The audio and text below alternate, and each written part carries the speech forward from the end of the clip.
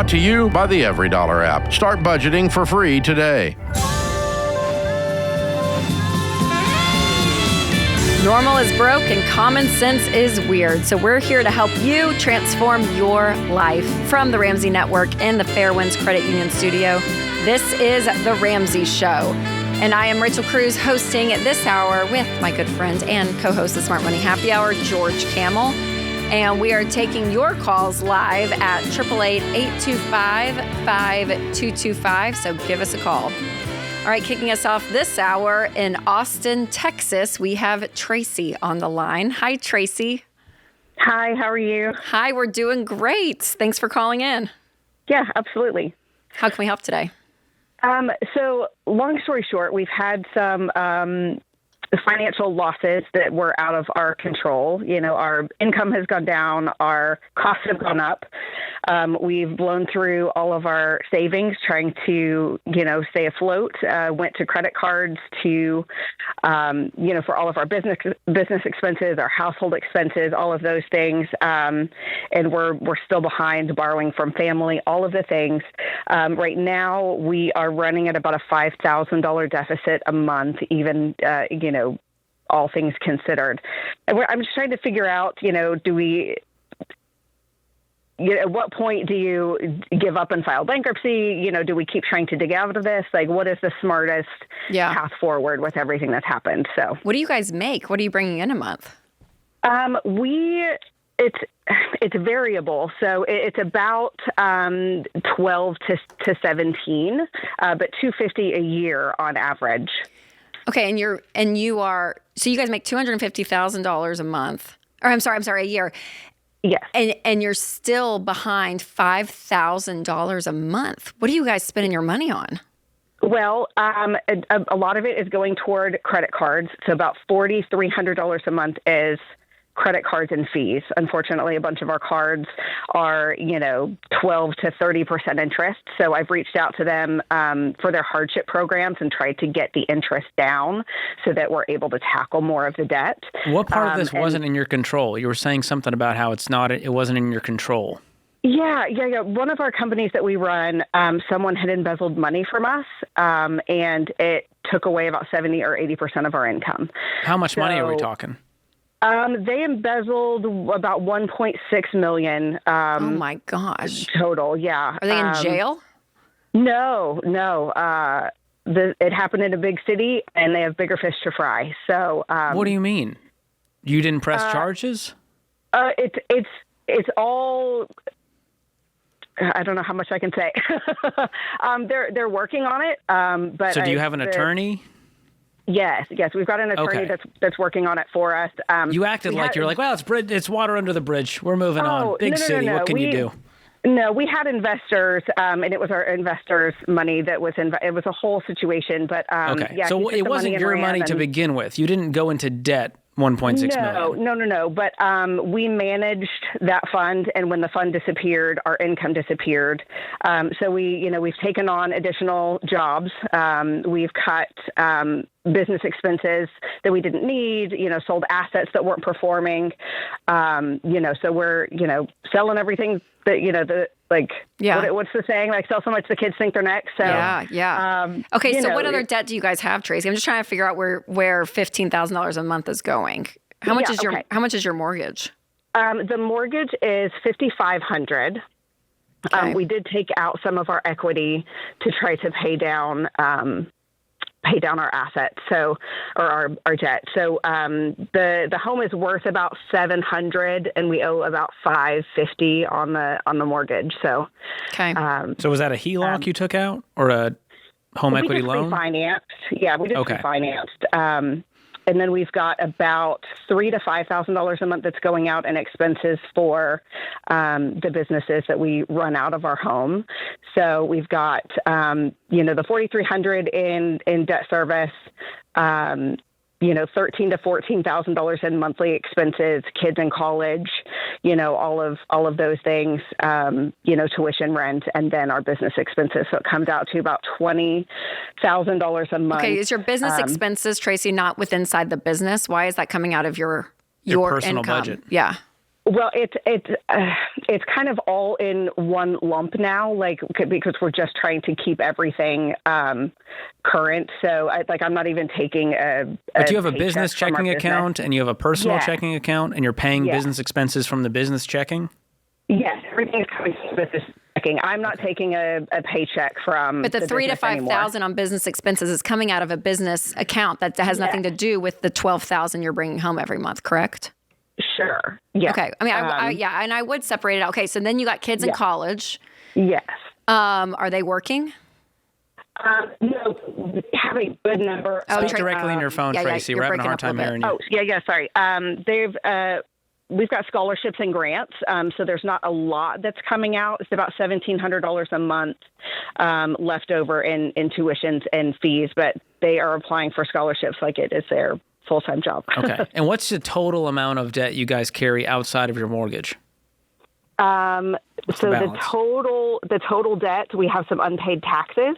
So it's hovering at about $270,000. Wait, Goodness gracious. does that include the business? Those are business separate taxes. That out. What is just So just credit cards? Yeah. Just credit cards is $152. We owe family $30. And then we owe $88 in back taxes. We had an employee that said she was filing them and she did not. So we've had some things pile up. So we're just trying to doggy paddle through and figure it out. Well, the key is going to be just debt snowballing this, listing it all out, smallest to largest balance, and attacking the smallest one with a vengeance, and just keeping up with minimum payments on the rest. But the income needs to go up, and expenses need to continue to go down, even just to work the snowball. I mean, Tracy, the way to do it, and it's going to be harsh, but you guys have to make a list of everything. And when the money runs out, and we stop. We do not continue to borrow on credit cards. We don't continue to borrow from family. Whatever that $5,000 is below the line, food, shelter, utilities, transportation, you get your four walls, you pay your insurance. Everything else below is a want. Like kids in college, sorry kids, mom and dad are broke. That's a luxury. We're on the brink of bankruptcy. We can't keep paying your rent. Like we're done. We mathematically, we can't keep up our lifestyle. And I think you and your husband, you guys have to come to a really hard reality of that we can't keep doing this. And I know that's why you're calling us, but like that has to seep so far down that the sacrifice is so deep. Like, do you guys have anything owed on the cars at all, or are those paid off? Sorry, you broke up again, Tracy.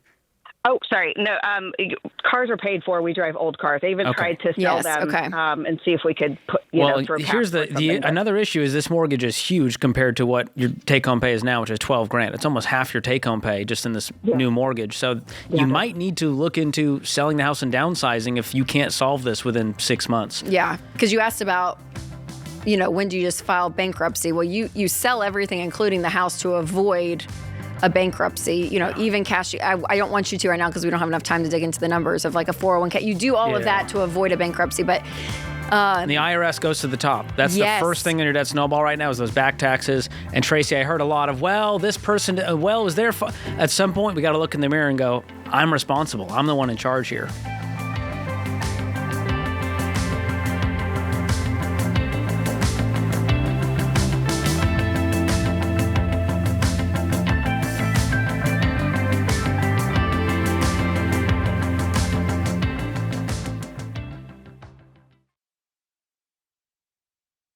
Getting married changes something in you. It sure did in me. When you say I do, all of a sudden life isn't just about you anymore. It's about we. And one of the most grown-up things you can do for that we is to make a will at mamabearlegalforms.com.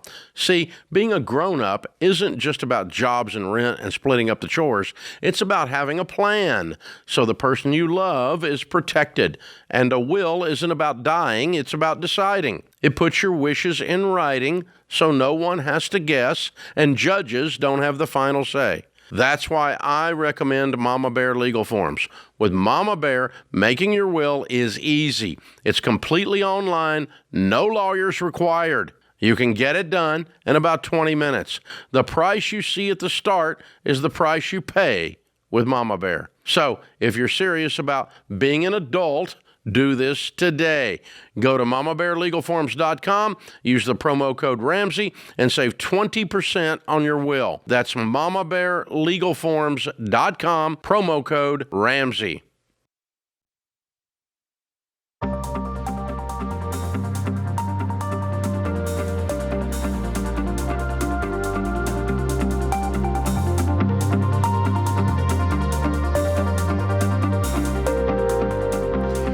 Up next, we have Sally in Los Angeles. Hi, Sally. Welcome to the show. Hi, thanks for having me. Yes, absolutely. How can we help? Big picture, I recently sold my house and I was able to get about $300,000 kind of tax-free because I didn't have to qualify to do any capital gains on it because I lived in it in the past couple of years and whatnot. And now I'm sitting on this little nest egg of mine, and I've invested like the first $50,000 into stock. And there's obviously some fluctuations on a day-to-day basis based on, what the president of the United States sometimes also tweets. Things change and whatnot. What do you mean, really Sally? What do you mean? Yeah, okay. What am I supposed to?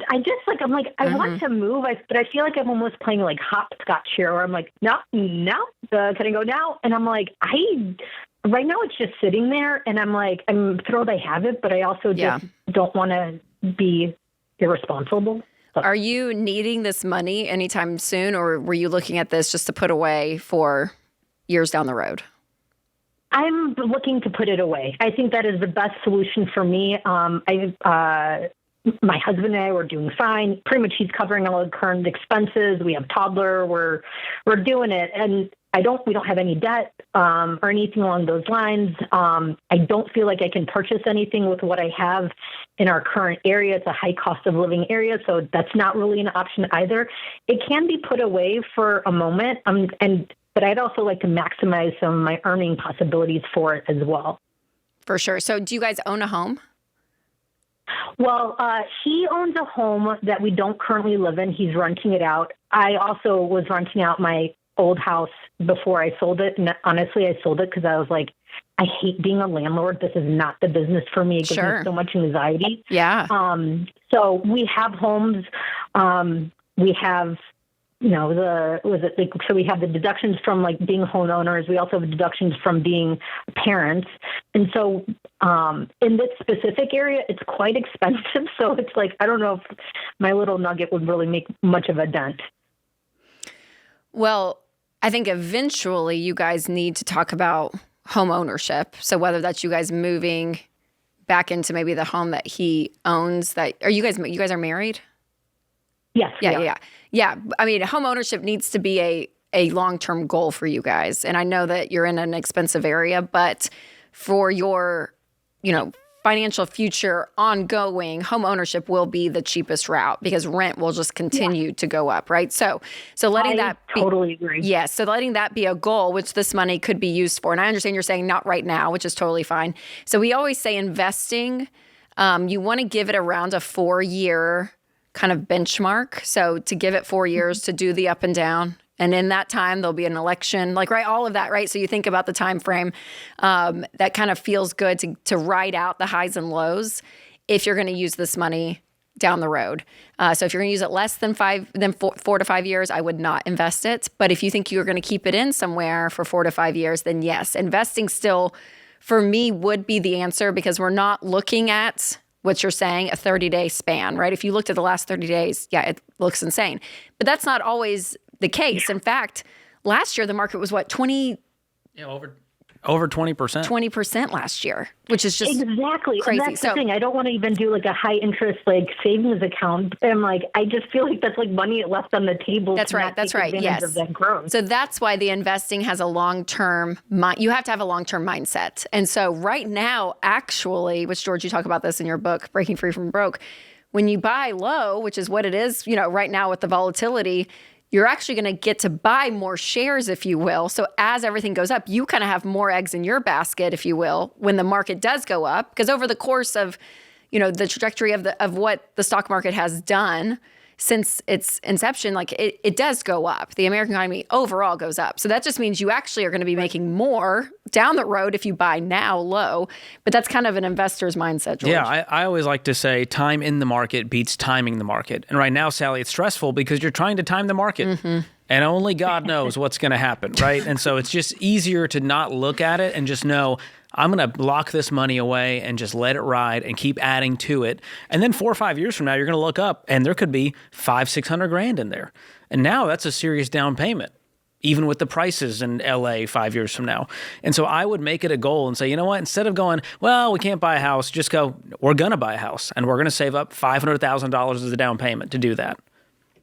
Yeah, I like it. So what is it invested in? Because you said I'm invested in stocks, and that scared me. Yeah. Do you mean single stocks or like an index fund? No, index. And Okay. honestly, I don't feel like the most fluid with having this conversation on that topic. I right now just have like I took 50,000 of that 300, and it's in like VOO. Sure. And then the rest is just like sitting there. Yeah. You can invest the rest in there and let it ride and keep adding to it every single month. Make it a goal. Hey, we're going to add $3,000 a month to this. That's $36,000 a year, growing for us with compound growth. And you can do some projections and see that 5, 6, 7 years from now, it's probably going to be closer to $700,000 if you do it this way. And then when you have enough to where you can go, all right, we can take out a mortgage. It's going to be 25% or less of our take-home pay, 15-year fixed. Let's go ahead and pull the trigger and get this house. And I get it, Sally. I mean, and when I think about investing personally, I look maybe once a year at what's going on because I would give myself a panic attack every time I looked at the market, to your point, specifically and usually right you now. only look when it's down. Nobody looks when it's up and doing great. That's right. And that doesn't hit the news either, right? It was not like flashing all over everywhere of how amazing the Every last 2 record years high were. we've hit. Yeah. I mean, the last 2 years have been insane.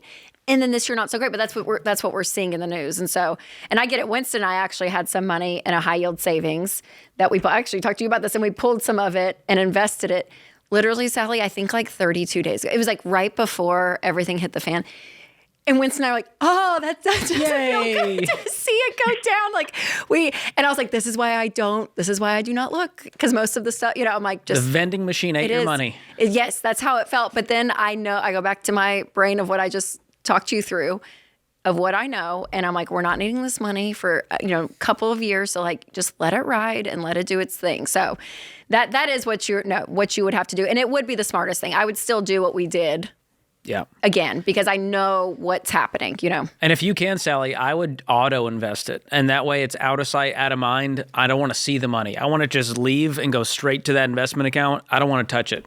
And the reason you can be so, blinded by it, if you will, is because what you're investing in has a good track record, right? What we talk about with index funds or even mutual funds is you are buying, 90 to 200 stock in a mutual fund. And even with some of the index funds, it's the S&P 500 in general. Top 500 companies based on market cap. So that's why you can kind of not have to look at it and feel like you have to manage it because it's just doing what the economy is going to do, right? It just kind of rides that wave versus stressing about Apple or Tesla or whatever, right? If you're trying to manage single stocks and all of it. So that's kind of the beauty of that diversification method that index funds or mutual funds gives you is because there's a lot of kind of safety in it. Because if it all hits right down and it all kind of falls out, then the American economy's done. Yeah. So at that we point, got bigger fish to fry. If If every company in America goes bankrupt, we're like, all right, this is the end. That's when Hoarder Rachel. But what's helpful for me, Sally, is when you're looking at the line graph of like returns on whatever investment you have,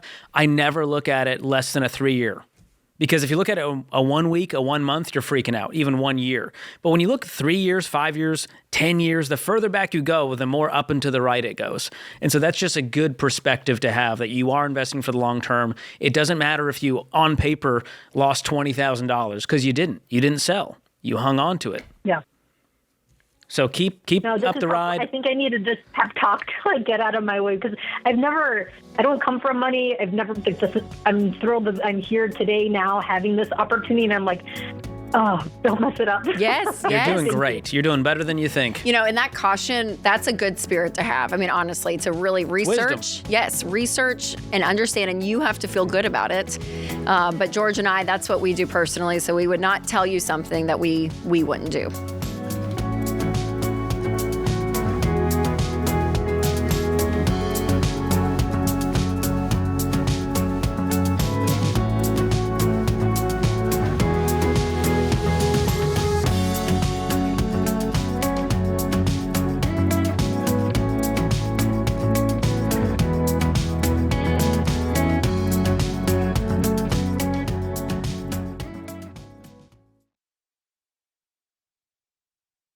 You know, one of the first things I discovered working in the financial world is how absolutely devastating it is when the breadwinner of a family dies and there's too little life insurance or none at all. Grieving families are suddenly left behind, scrambling to pay bills and trying to make ends meet.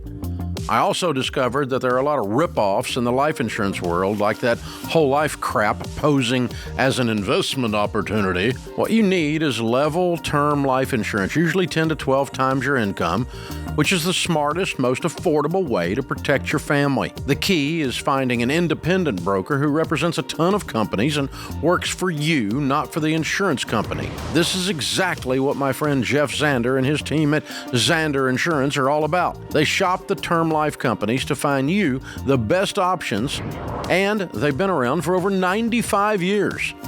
So you know they'll be there when you need them. Zander is the real deal, and that's why they've handled all my personal insurance for over 25 years. I trust them, and you can too. Visit Zander.com for instant online quotes, or for a more personal touch, give them a call at 800-356-4282.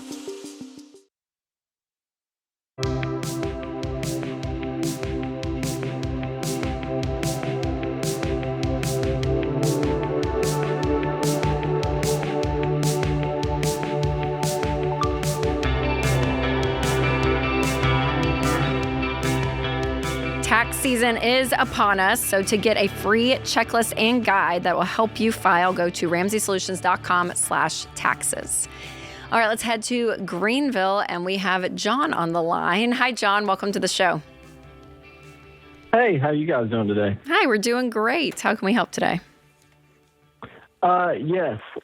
So me and my wife are newlyweds, got married last year, and having a little bit of a disagreement on whether we should take a vacation this year. She's wanting to take a vacation, and I'm thinking that we should probably use this time to get a little bit more financially ahead to invest for retirement and save up for a house, and just wanted to call to get a fresh perspective.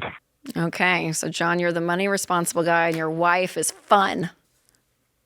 Rachel relates to her. I think she just sounds like. You're already losing the battle, John. Vacation. She's ready to Yeah, she spend just and have likes fun, vacation, and you're so. like, we need to think about retirement, which is Well, good and responsible. She says I'm not trying to paint my wife in a bad light. Oh, no, I'm she's a saver. joking. She I'm just wants a joking. vacation. No, I'm going to be probably more on your wife's team in the call. That's why I'm Do you joking, guys have but- debt? We do not have debt. Do you have savings right now for like your emergency fund?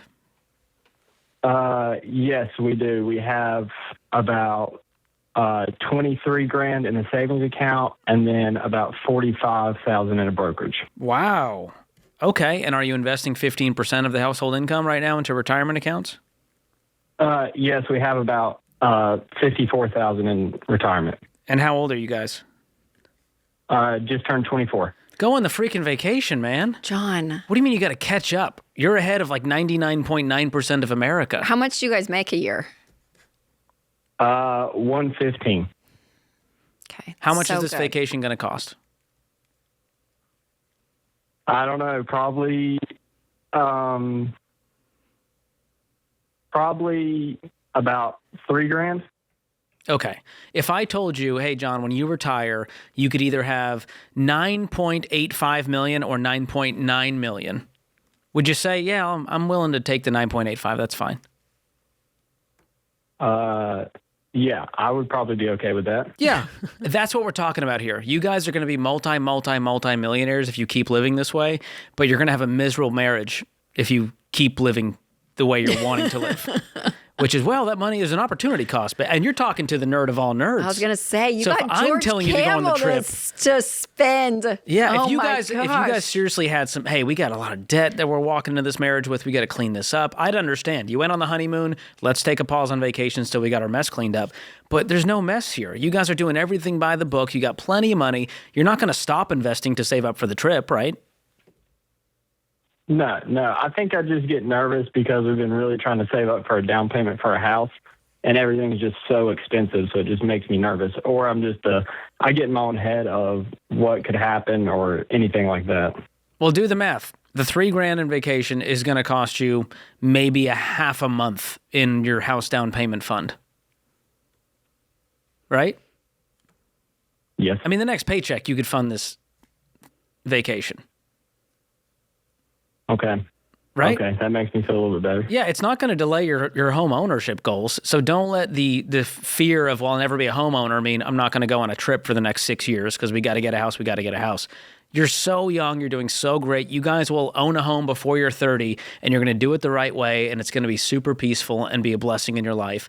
But if you don't also learn how to let go and live, you are going to be miserable in that house. I was afraid you were going to say that. Tell You your knew. wife You she knew won deep the down. argument. Not that it's a competition, tell her. but You know what? She was I think, right. John, She was right like always. it's 3-on-1, John. Me and George and your wife. and as punishment, she I gets would say, I thought $500 George in was fun gonna be on money. my Yes. side. He kind of let me down. You got to upgrade the hotel room now. Upgrade the Just a hotel little room, bit. and she gets more fun money than you feel comfortable with. that's the consequences, John, you know. Okay, that's what I'll have to do. No, it's a good We're playing around. I appreciate the caution and wanting it, but let me encourage you that our friend Arthur Brooks talks about 5 things you can do with money. And he said 4 of them actually can bring you happiness and 1 does not. The one that does not bring you happiness is just buying stuff. But one of the things that can buy you happiness out of the 4 is buying experiences with people you love. He said that's one of the best. So when you ways to spend spend your money, yes, and you go and have an experience with people you love, that actually incurs a level of happiness in your life. So we are, that's George and I's marriage advice to you. Enjoy and have the goals, but you guys have them. You are on track. You are good. Nothing's going off the rails. And yeah. And I'll be honest, your wife's team. I'm kind of living vicariously through them because I wish I went on more trips when we were newlyweds. Oh, yeah. Now that you're a dad Because we got married. too. Yeah, we went like one great trip in 2019, and then COVID happened. Yes. Then we didn't travel, and then we had a baby, and now you're like, well, Yes. we got at least 2 good trips in. It's so true. So So you're true. going to look back and go, man, we got kids now. It's much harder to travel. So when you're newlyweds, I'm like, and you're doing this great? And it's $3,000. I'm Yeah. like, go 6 and figures, enjoy. debt-free, emergency fund, retirement's kicking. Let's go, buddy. Yes, so great. Well done, John. You guys have done a fabulous job. We can beat up on you because you're doing so good. I know. I was like, your wife seems like the fun. He's like, I don't want to paint her in a bad light. I'm like, not No, here, trust John. me, she's in the best light. We like those people. We like her. All right, let's go to Brandon in Columbus. Hi, Brandon. Welcome to the show. Hey there, how are you guys? Hi, we're doing good. How can we help? So I'm self-employed, make about $50,000 a year. I have about $66,000 in a high-yield savings, and then aside from a mortgage, I have about $48,000 in debt between a truck, a garage, and then a loan to finish the garage. And I'm trying to determine if it's best to kind of deplete that safety net and pay off some debt, or if there's something else I should be doing with it. You say you make $50,000 a year, Yep. and your truck is $48,000. You have a loan on it for $48,000. It's 28. Oh, and I'm then- sorry. That's okay. And then I have a garage that I run the business out of. It's 17,000, and then a loan to finish the garage, like the drywall and all that good stuff. It was 6,700 is what's left on I it. gotcha. Okay, so yeah, to answer your question quickly, yes, I would. I would take it down to 1,000, which is going to make you sick. You're going to be like, oh my gosh. Right. Just know that it's a false safety net. Because if you lost your job today, guess who doesn't care? Every lender you owe is still going to demand that payment. And so you're going to feel a whole lot better and more peaceful taking your account from 66 down to whatever, 10 or 15 grand that you'll rebuild real quickly without those payments in your life. Okay. That's Okay, the simple what I was answer. thinking. I didn't know. Are you going to do it, though? That's the biggest question on America's mind right now. Well, that's what I think. I've asked for advice from people I know, and nobody could, hey, do whatever you want to do. And so I'm like, yeah. I got to reach out to somebody else and, Yep. third party 'Cause and see what they say. Yeah, because the great thing is you'll have around 14,000 still left over in that high yield account. You won't take it all the way down to 0 or to 1,000. So you'd still be able to cover any emergency that came your way in the Yeah. few months until you build it back up. And then you'll be truly free. Are you married, Brandon? Girlfriend, living Okay. with, we have a child together. Okay. All right. Yep. So that's what I would do though, is I would go ahead and pay off all the consumer debt and then practice, paying for things that you can afford, right? That we're not going to continue to go into debt, because if you count this 14,000 as an emergency fund, you may want to bulk it up a little bit. then the beautiful thing is you get to move on to investing into retirement, right? And start really looking towards the future with this money instead of having to pay for things in the past, which is what debt basically is. Right. So, This is your never go into debt again insurance plan once you become debt-free with the emergency fund. So next time you have a project, it's not, well, I got to take out a loan for that. I got to take out a loan for the truck. You just learn to go, I'm going to save and pay cash. I'm a guy who doesn't owe money to other people. And well done on saving $66,000 though, for real, because I mean, by tomorrow you could be completely debt free, which is incredible for a lot of people. You know, they are having to work extra, you know, cut the expenses, and it's a year-long process to get out of that debt. I might use some of that remaining savings for a wedding ring. Never too late. Just you know saying. what? Y'all have a kid together. If she's the one, do it. Seal the deal, Brandon.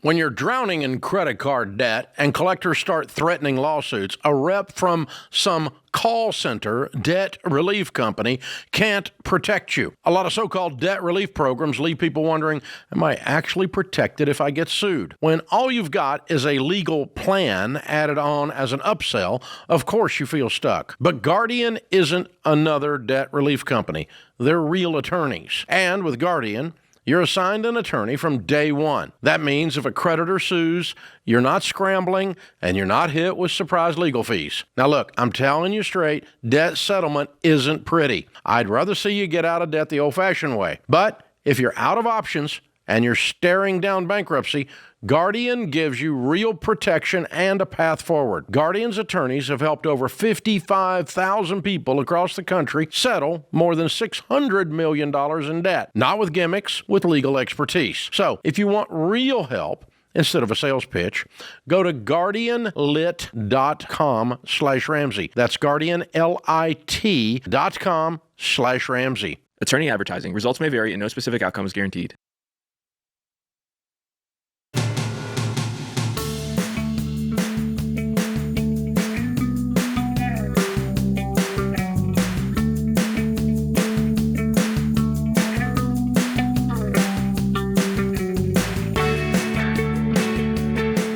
All right, let's go to Sean in Indianapolis. Hi, Sean. Welcome to the show. Hey, Rachel and George. Good afternoon. Thanks for taking my call. Absolutely. How can we help today? So, we are in the wonderful world of navigating home, auto, and umbrella insurance policy renewals. And our insurance agent recommended a product that is somewhat new to us and was hoping to see if you have a position on, is it something wise to purchase? Specifically, it is a standalone wind and hail insurance policy for the home. And that being a separate policy beyond just the homeowners with your roof and all of it. Okay, so what does that cover that's different? Then if hail damaged your roof, if hail damaged your roof, you would have insurance to help replace the roof. Even if you didn't have wind and hail. Product, the way that it's described is that it would be specific to wind and hail, and it would essentially bridge the deductible on the homeowner's policy. So something, again, relatively new, and we weren't able to find a whole lot of additional information, and was seeing if you had familiarity with that type of a product, and is it a wise purchase? How much is it extra? It's low. I mean, it's less than $230 for the year. For the year. But it's essentially just covering the deductible? Is that what you're saying? It's covering that gap? It does, exactly. Okay, because your homeowner's policy does cover it, but you're saying this other policy is basically a deductible insurance policy. I like the way you said that, George, right? And it's insurance on insurance, right? So it bridges the gap of an increasing deductible on that type of peril, wind or hail damage. Oh, interesting. So how much does it actually cover? What's the dollar amount? Up to $12,000, which would be the deductible on the homeowner's policy for such a peril. And it costs how much a month? Or a year? Well, for the year, it's $230, so call it, like maybe $20 a month. Okay. I'm just trying to figure out the break even on this thing. I mean, you're, for the year, in 10 years, you've paid $2,300 for this thing. And so if something happened in those 10 years and you needed to use more than $2,000, you're like, all right, that was a good buy. So do you guys have them? Is this like easy money for you guys to cover this thing at this point in your financial life? Oh, most definitely. It's not a burden at all. And in the same stretch, if you had to cover a $10,000 deductible, you'd be able to do that with no problem. We could. That's where I go, I might hang on to my money and just, if that happens, I pay it out of the emergency fund and move on with my life. Yeah. Yeah, because there's going to be things like this. It almost feels like an extended warranty feel to a degree of just... It's a little bit gimmicky in that they were like, what else can we come up with just to make a little more money? Yes, to kind of just tack on to keep going. Do you know what I mean? And it's like it's an easy sell, especially in the fear, idea of, oh my gosh, in the middle of a hail or a windstorm. If this was an imminent threat and you didn't have an emergency fund, I might go, hey, this might be a good way to float the gap. For $200, it's like buying you some peace until you have that money. Mm-hmm. So at this point, you can run some calculations. It doesn't seem like a no-brainer buy to me, though. I would have some pause and go, I don't know if it's worth it. And at the same breath, you could burn $230 on the kitchen table and not and it wouldn't matter. That's right. Yeah, I think it's less about the money for you guys, Sean. It's probably more of the principle. So I would say if you did it, just be aware in the future of other things, because companies are constantly looking at how they can make money off of people. It's kind of nickel and diming people, but to them, they're just making so much. And if people actually really do use it. So just... beware. I'd probably pass. I mean, I think we would probably just... Well, and figure out your number, because some of these policies, they'll say, hey, it's 1% deductible on wind and hail. So if your home is $300,000, you might pay $3,000 out of pocket. Well, then it wasn't worth paying $230 every single year for 10, 20 years. Right. But if it's more than that and your house is worth $1 million, well, now it's bigger numbers. And so that's where the things I would start to weigh, before you make the decision. But it's a non-fatal decision either way. All right, let's go to Kim in Richland, Virginia. Hi, Kim. Welcome to the show. Hi, thank you. Hi, absolutely. How can we help? I was wanting to get your assistance in potentially getting some money back from my bank. My bank is a large bank, and they have closed multiple accounts of mine back in early February. I can give you the background on that if you'd like. Yeah. But they've had my accounts closed and are holding my money since February the 2nd. I've pursued numerous routes with them, numerous bank managers, numerous levels within the bank. I've also filed a claim with the OCC and the CFPB, and still have had no success in getting any of my money back. How much money are we talking? I am not totally sure. I'm thinking it's around $5,000. The reason being, I literally filed multiple accounts for people in my family, and we had all just filed our return. So a little bit of tax return money coming back in, maybe $1,000 a piece. So it could be anywhere between, say, $3,000 and $6,000, depending on if those credits had come back. But and why did they close them? The accounts now.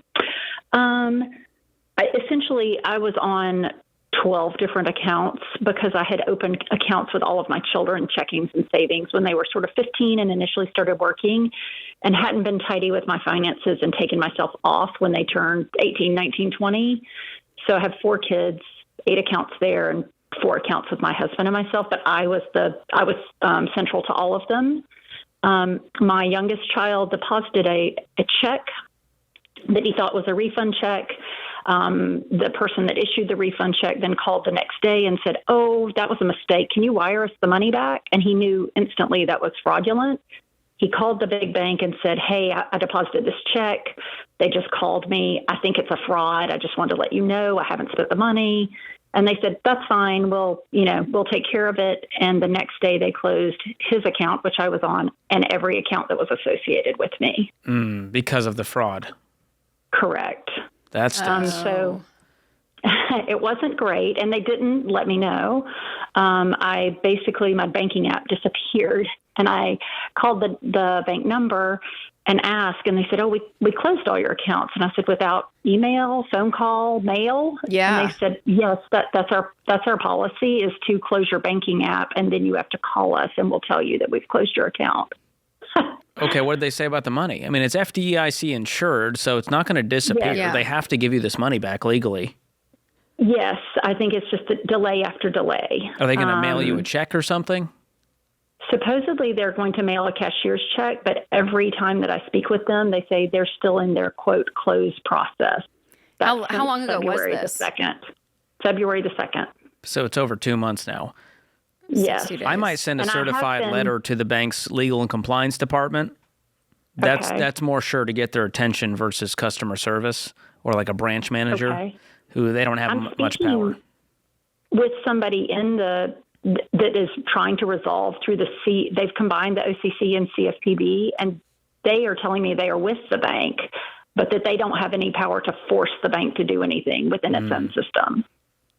So do you think the letter would have more power than that? I mean, I'm just going to be the squeaky wheel. I'm going to hit it at 17 different angles until someone does something. You know what I mean? That's my style. I mean, you can also go to your state. Your state has a banking regulator, like a Department of Financial Institutions, and so you could kind of double up the pressure there. Okay. But again, just be squeaky. Do you need the checking account, Kim? You had 4 with your husband, you said.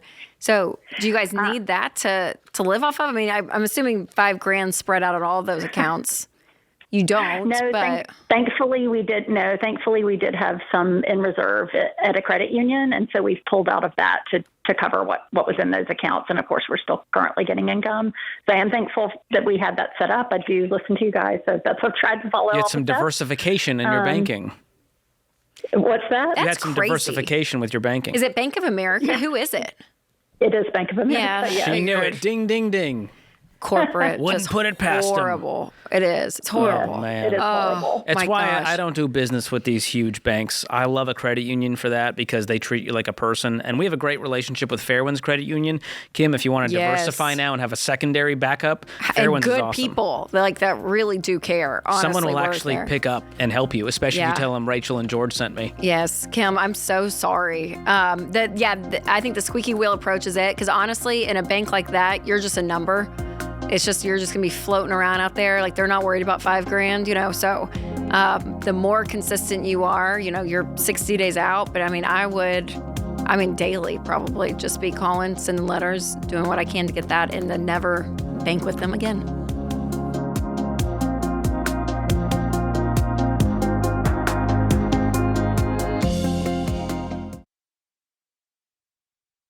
Hey guys, George Kamel here. Listen, we need to talk about your phone plan because for a lot of you, it's like a bad roommate. You know the one. Unpredictable moods, always asking for money, hard to get rid of, and they never do the dishes. And that's what the so-called big wireless carriers are like. They're counting on you overpaying forever. But Boost Mobile flipped the script. You can unlock up to $600 in savings per year over the big guys when you switch to Boost Mobile on their unlimited plan. There's no contracts, no hidden fees, and no surprise emails saying, hey, your bill went up because reasons. You see, with Boost Mobile, you bring your phone, keep your number, and pay just $25 a month. $25, and that price is locked in forever. So if you're thinking, okay, George, that all sounds great, what's the catch? There isn't one. Boost Mobile backs it up with a 30-day money-back guarantee, which means you can try it without feeling trapped. People, kick the bad roommate out. Head to boostmobile.com/Ramsey to make the switch today. That's boostmobile.com/Ramsey. Based on average annual payment of AT&T, Verizon, and T-Mobile customers compared to 12 months on the Boost Mobile Unlimited plan as of January 2026. See website for full details.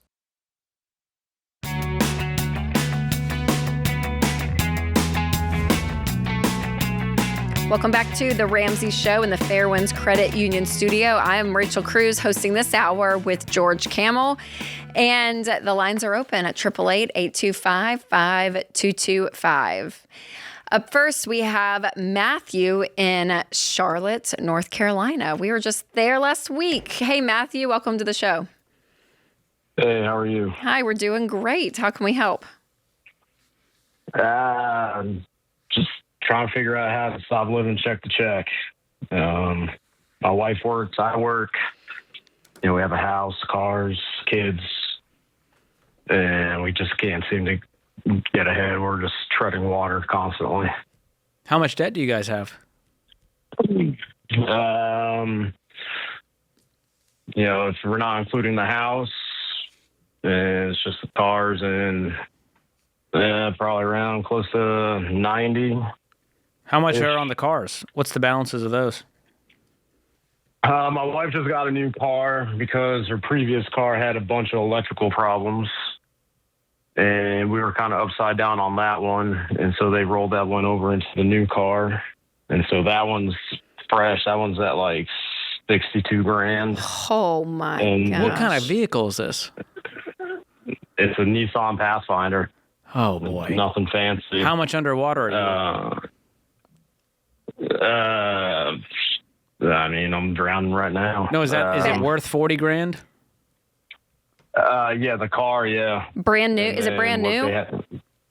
Yeah. Okay, so you said nothing. You said nothing fancy, Matthew. You guys just bought a brand new SUV Pathfinder, so it's pretty nice. Pretty nice. Okay, so we're just let's just keep the reality where it is. I see what you mean there. You guys got a brand new. And electrical problems do not necessitate going out and buying a brand new car.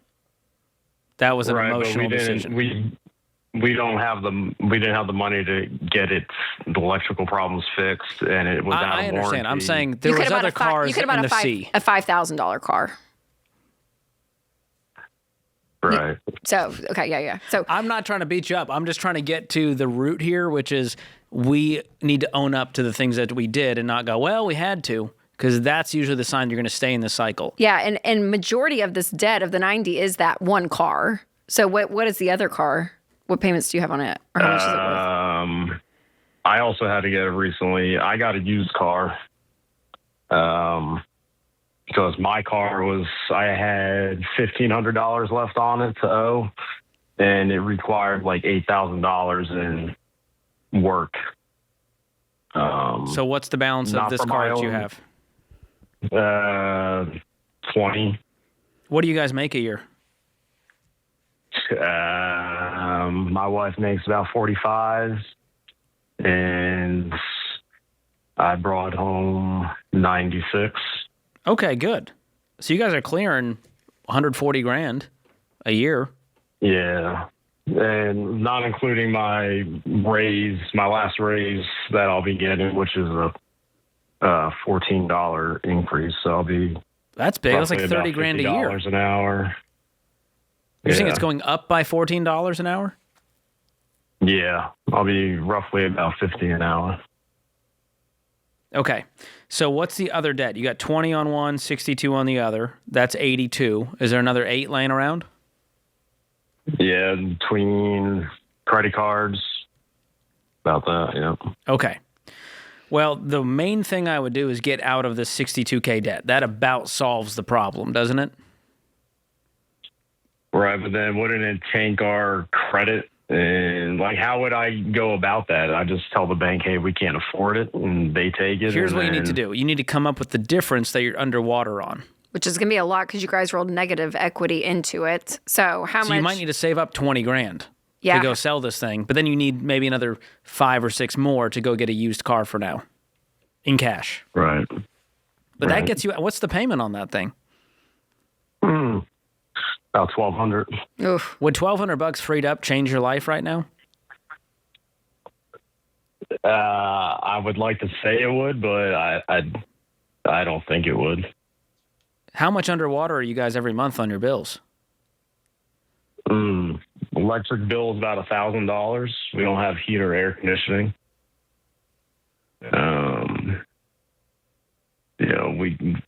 We steal from Peter to pay Paul constantly. But you're making what? You're taking home $9 grand a month? Between the two of us, yeah, probably. Okay. So she gets paid bi-weekly, I get paid weekly. What you guys need to do tonight is have a come to Jesus conversation and make a budget for the first time in your marriage, where you lay out, hey, here's the next paychecks coming in, here's all the bills that are going out. We need to make sure that we're not spending more than we make. And you might at least see the reality that we're $2 grand underwater every month. And we're going to cut up the credit cards. Like, we're going to give ourselves no options of going any further into debt at all. Right. Yeah, mine are in the freezer right now in a bunch of water. Send them to hell. Nice. Forget the freezer. Burn them. Burn them. They have not been a blessing. You don't need them. Yeah. And do you guys have any savings, Matthew?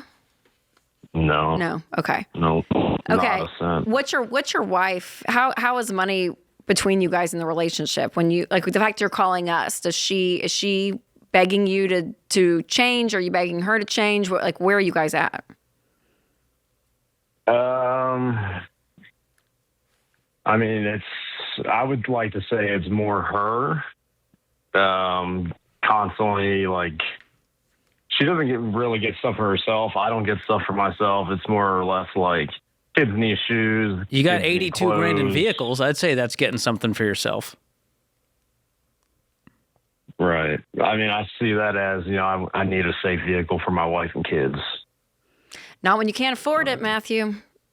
Can we be honest? No. A 2018 Pathfinder would have been just fine. Right, but then we have to worry about warranty, and if something happens, we don't have the money to fix it. Not if you save $1,200 a month. You get to save up an emergency fund and have $6,000 in about, I don't know, a couple months. You create your own warranty program. Yes, you are it. Called Bank of Matthew. Yep. So do you see what we're trying to get at here? If you keep thinking like this, you're going to stay in this cycle. We're trying to break you out of this thing by making some really deep sacrifices so that you never say, well, I had to. Because if that's the case, we can't help you. So there is a change in perspective you guys have to say we are in charge of our money and our decisions. Like, we're going to choose what our money's going to do. We are in charge. We're not just going to let things happen and, well, we have to do this, we got to do that. Oh gosh, we're stuck in this corner. There has to be a perspective change. And when that happens, then you actually get to look in the mirror, if you will, and say, all right, who's going to change our lives? We are. This is us. So now we have to, if we don't want to be where we are today with money, then we have to do everything opposite that we've been doing. We've not been saving. We have to be saving. We've been relying on debt. We can't rely on debt. We haven't been living on a budget. We don't really know where our money's going. We have to be on a budget. Like, I literally, Matthew, do the opposite of everything you guys have been doing. And so if you hang on the line, Christian's going to pick up. We're going to give you every dollar for a year. You guys need to sit down tonight and do a written budget. Where does $9,000 go every single month? Like, where, line item by line item, where is this going? And then your next goal is to save up $1,000 first and foremost. That's your starter emergency fund. And then you guys need to start working your way out of debt. But there has to be a level of ownership and agree. You guys have to agree that we can't keep doing this. And so if you can't keep doing this, let's do the opposite of everything we've been doing.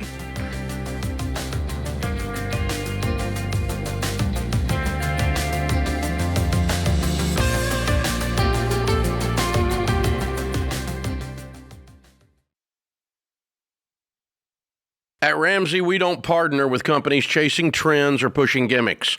Trust is earned, and that's why we send people to Fairwinds Credit Union. See, a lot of banks rely on teaser rates, marketing hype, and fine print. But that's not how Fairwinds operates. They've been serving members for 75 years, and you don't last that long by cutting corners. You last by serving people well. There's a reason their name is on the studio wall. They've built products that help you manage money intentionally, not pull you into debt. If you're looking for a practical way to organize your money the Ramsey way, check out the Fairwinds Smart Bundle. It pairs a high-yield savings account for your emergency fund with a checking account that doesn't drain your balance with fee after fee after fee after fee. Open your Fairwinds Smart Bundle today at fairwinds.org/Ramsey and get the Ramsey Be Weird debit card.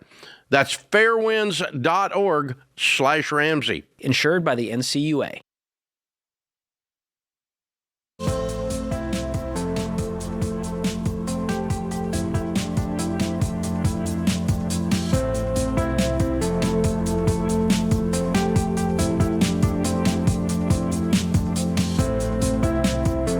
Up next on the line, we have Chris in Tampa, Florida. Hi, Chris. Welcome to the show. Hi, how you doing? Hi, we're doing great. How can we help today? Well, I'm going through a now 3-year divorce and having a hard time financing the rest of the divorce. We've used up quite a bit of assets during that time. So you and your ex-wife? Yes. Yeah. Okay. Well, why is it dragged out for 3 years? Soon to be. She had a stakehold in her company that she works for. They have private shares. It's a private company, And so we had to do like long discovery process because they were unwilling to give the information. So I had to hire a forensic accountant. The accountant had to do a lot of digging, and it just cost me probably $200,000 now over those 3 years. Did you have that money? I did. Now I'm out. So I've been signing up for credit cards to pay for the attorneys and the accountant. How much credit card debt are you in? About $30,000 now, and counting because we're still litigating. I mean, where's the end in sight here? We were supposed to be done in February, but the stock price changes every March. So let's play this out. What if this is another 2 years, and now you're $200,000 in debt? Was it worth this? Yeah, because every year, and this is what I tried to talk to my ex-wife about, was every year the stock price goes up, and we own about 300,000 shares in the company, which if it fluctuates $1, that's close to another $500,000 a year, just if it's $1 a share increase. So we're looking at 1.7 million difference from 2025 to 2026 in the value. But at this point, we're gambling, because if you lose this thing and you're $200,000 in debt, now you're screwed. Yeah, I'm kind of getting richer and poorer at the same time. So it's a weird predicament. Can you move this to mediation? We mediated 3 times now. And so I'm confused what the holdup is. Why is this not? What else do you have to have for it to be final? For her to, I guess, give up and face reality. We've tried to mediate, and we're so far off on the numbers that basically needs to go to trial. And the trial date just keeps on getting pushed off the docket and moved forward because of non-cooperation on their side. We wanted to get it done, sent in offers. No counteroffers were put in. So it's just drawn out. I think she's just drawing that out so that she bleeds me, basically, is what it's worked. I guess. Now you're going to crippling debt. At some point, you're going to have to give up and wave the white flag while making lawyers really rich. You have funded a nice lifestyle for some lawyers. Oh, for sure. I'm sure they're building pools in their backyard. I mean, at some point, we just need to make this a peace treaty and cut our losses. Or take what you can get. Come to a compromise. I don't know how to do that. Is it all or nothing for you? Like, let's say, what's a decent scenario that you get some of these shares? Well, the company has a clause that clearly states how the shares get split in the case of a divorce. And they write a check, for whatever the court determined. So it's actually, the company is very simple. It's a simple process. So then what's from the legal perspective, why is it drug out? If it's that simple, what you're saying, I don't understand why all the lawyers don't see that. Well, it was discovery. Discovery was the longest part of the process and the forensic accounting part. And then, but it costs money. That costs money. I knew that it was going to be we had separate assets, and I hear it all the time with you guys. Oh, we lost you, Chris. Chris? Yes. Okay. Yeah. Okay. Well. Yeah, I hear it. You said discovery was the longest. Is it over? Because you said you guys kind of found everything, but then the stocks changed over in March. So now we're in April. So what's your final? Because you don't want to live 5 more years like this, Chris. No, we're looking at possibly. So my lawyer has told me that we have a meeting in May, and then we determine what the next trial date is, and that's supposedly going to be September. And they're going to keep working on this thing that whole time. Yes. So this could go a whole nother year before there's some resolution, which means you're another $100,000 in debt easily. Yes, but I don't know how to get out of that. I mean, you're stuck in the process. What's your net worth today? How much do you have, Chris? How much? I mean, house, your assets. Where are you at financially? I still have 2 properties in the Carolinas that I own outright. One burned down. My wife filed for divorce in February of 23, and then the house burned down a week later up in the Carolinas. Okay, how much are those worth? Probably $50,000, and then the other properties about $16,000. What's your total net worth? About 8 acres. Wait, a property? Is it just land? I had a house, and it burned down. It got set on fire. So the land is only worth $15,000?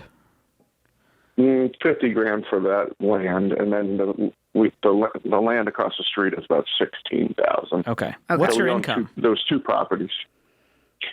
I have my own company, and it fluctuates. Like last month, I made like $30,000. This month, I'll probably make like $5,000. So overall, what do you do? Probably about $100,000. I work on medical equipment. Okay. Man, I personally, I know this is like your sunk cost fallacy. I would cut my losses and go, you can rebuild a great life and build wealth from scratch. You're a smart guy. You'll get there. I also know that you could burn another $150,000 on the off chance you can make $500,000 a year. I just don't think the risk is worth it and the stress.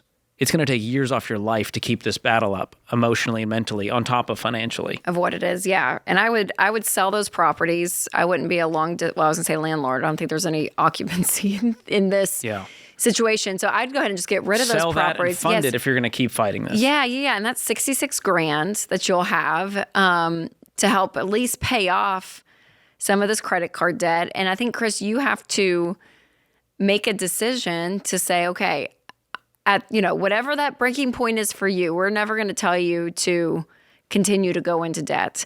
So yourself, if you're choosing to kind of play that game, you at least need a point in your mind to say, if we get to X point on the calendar and nothing has moved, or there's nothing, like even if a trial date keeps moving out, like you can't just live in this cycle forever and ever, like George said. This is the same part of your brain like a gambling addict, where they just go, well, I just got to double down. This time's going to be different. I'm going to get it this time. Yes. I just don't think it's worth it when you're a smart guy making great money. Well, and it's a little confusing if it's so clear in the bylaws of the company of what happens to the shares in the case of a divorce, how that's not. It would have happened by now. Yeah, and maybe I'm being naive, right? And again, I know every divorce is very different. Every state is different, whatever. But how it's just not spelled out like that, and then that's part of all the assets that are, divvied up and everything. So my fear is that you've been in a 3-year roller coaster. It's not a battle for custody of your children. It's just about, I could have had a gigantic pile of money, and I won't have that. Yeah. That sucks. I would grieve that and move on. Absolutely. Oh, sorry, Chris. Hope that's helpful. It's probably not the advice you wanted, but sometimes it is just to cut the ties, just to get everything settled and be done and move on.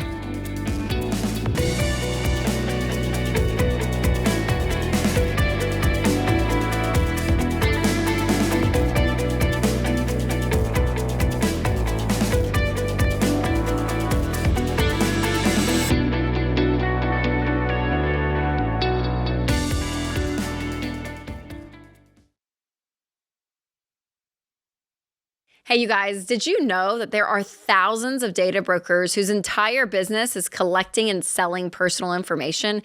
Things like your home address, your phone number, and even your relatives' names.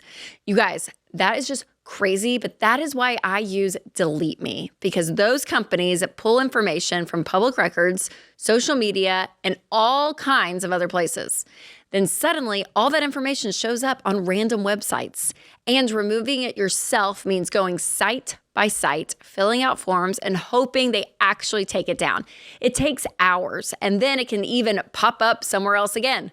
But Delete Me's team of privacy experts removes your personal information from hundreds of those data broker sites. And within a week, you'll get a report showing what they have found and what they have removed. And they keep scanning and cleaning up your data year-round. So take back control of your privacy. Go to joindeleteme.com/Ramsey and get 20% off your annual plan. That's joindeleteme.com/Ramsey.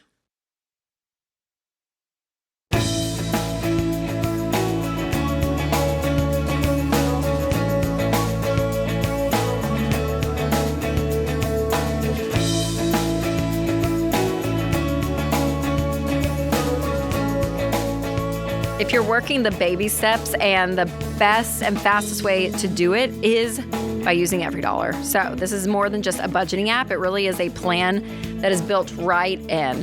And so you can track your progress, and you can get personalized recommendations and coaching for your situation that will help you free up money even faster. So it's like you having one of us walking with you and telling you what we would do if you had called the Ramsey Show. That is the hope. So make sure to check out EveryDollar. You can start EveryDollar completely free by downloading it in the App Store or Google Play. All right, let's head to John in New York City. Hi, John. Welcome to the show. Hi, Rachel. Hi, George. Thanks for having me. Absolutely. How can we help today? So I work for a very, very small family business, and we don't have a 401k retirement plan. So the owner is offering me something called deferred equity. So this would be a small percentage every year that I'm there, but I don't get paid unless the business is sold. And if I leave, I get nothing. Is that too much risk for me to take on, or is it a wise retirement choice? No, I would not bank on my retirement for that. I would be doing some other things with investing. But would that just be an added, I don't know, benefit? Do you have to make contributions to it, or are they just going to give this to you regardless? They're going to give me 1.25% retroactive to when I started. So when would you even get that payout? You'd have to be still employed there when they sell it in order to make anything. Correct. And so I guess the idea is I would get first dibs on the business if that, when that day comes, and I could use that deferred equity as a down payment on the business. Or if I choose not to do that and someone else buys it, then I would get paid out. Are they planning on selling the business? Is that part of the long-term plan? Eventually. Is that 30 years from now or 3? Because there's a big difference. Well, exactly. I have no idea. It could be, I think realistically, maybe around 10 years, but who knows? Well, I mean, if it costs you nothing, take it. I still would prefer a retirement plan that's actually yours instead of basically a promise. Yeah. Is there an option of he would give you like a traditional 401k situation or this, or is it that this is the retirement package and that's it? This is basically a way to keep. I'm essentially running the business right now, and by providing this benefit, it's a retention plan. Forward to it's a retention plan. Okay, what do you make? I gross a little over 80, and I get health insurance and a company vehicle. Okay, and what kind of industry is this? I'm not going to say exactly what it is, but it's very niche. And I can guarantee it will always be around. Do you want to take it over one day? I could. I would. I think if the circumstances were right, I would like to. It's something my family's been involved in for nearly 100 years. So how old are you? I could carry that on. I'm 35. Okay. You got any debt? Just the house. Awesome. Are you investing currently? Very, very little. Just whatever fraction I have on my Roth IRA. Is it because money's too tight? It's too tight right now. Well, that worries me because you need to build wealth on your own. And if this equity doesn't happen, you're going to retire broke. Yeah. So that's where I go. We have another fish to fry, which is why can't I invest 15% of my income? Why can't I fully fund a Roth IRA? I would at least be doing, that's the bare minimum, is you funding a Roth IRA every single year without fail. Right. In order to set yourself up. In order to do that, I need to make more money, which is something that I plan on negotiating because I know that it's there. Can you make 6 figures doing this elsewhere? Yes, but I don't know. I would probably have to relocate to do it. I might be willing to do that. Are you single? No, I'm married. Okay. What does your wife do? Is she working? She works part-time for college. Okay. Do you guys have kids? Not yet, but we're planning on it. Okay. She needs to go full-time. She needs to be working, and you guys need to be funding 15% of your income into retirement. That's your answer. Right? Oh, I agree. Yeah. So I think you both need to sit down and say, okay, what do we want our lives to look like?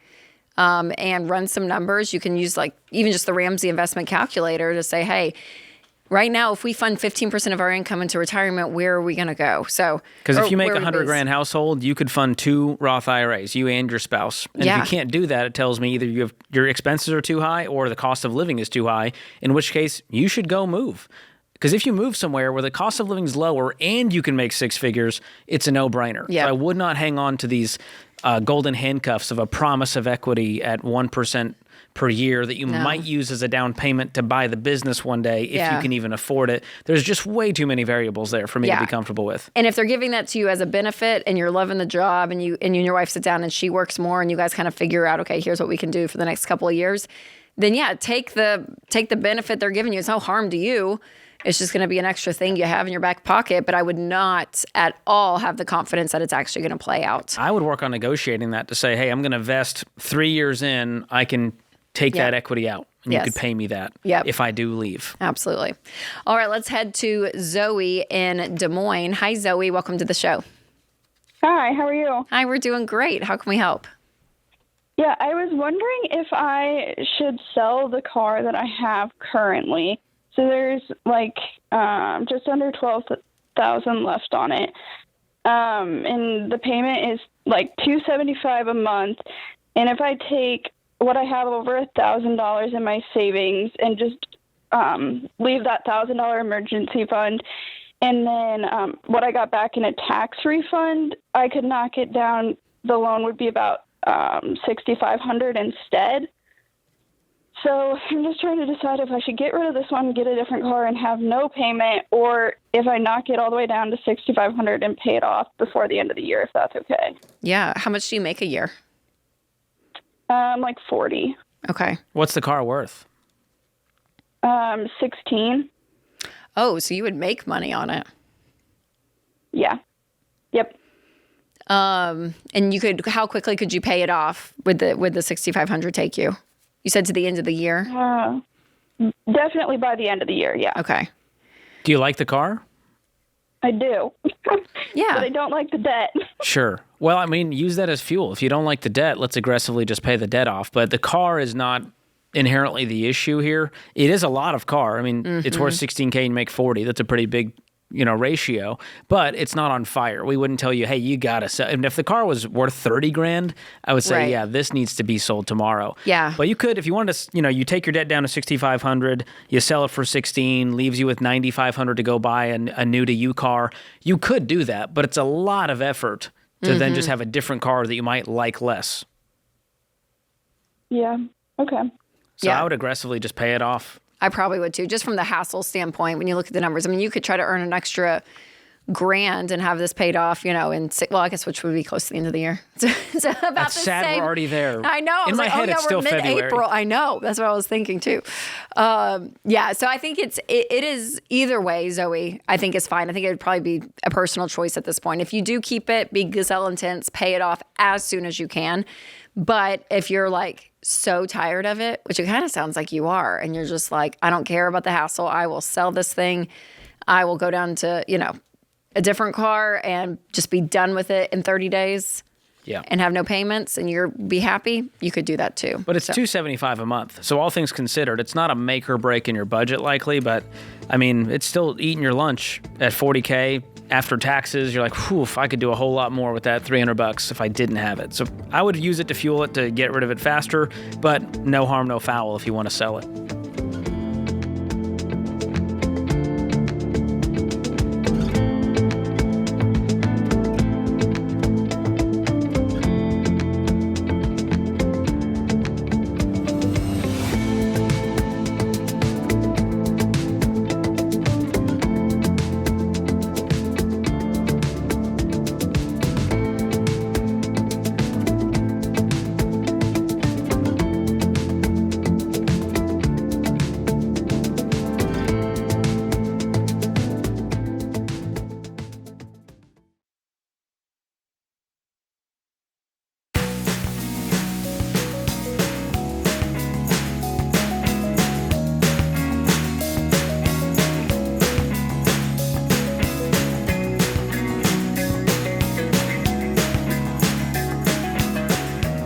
The Ramsey Show question of the day is brought to you by Why Refi. Defaulted private student loans can leave you feeling stuck and overwhelmed, but Why Refi helps you explore refinancing options with a low fixed rate and a payment based on something that you can actually afford. So visit whyrefi.com/Ramsey.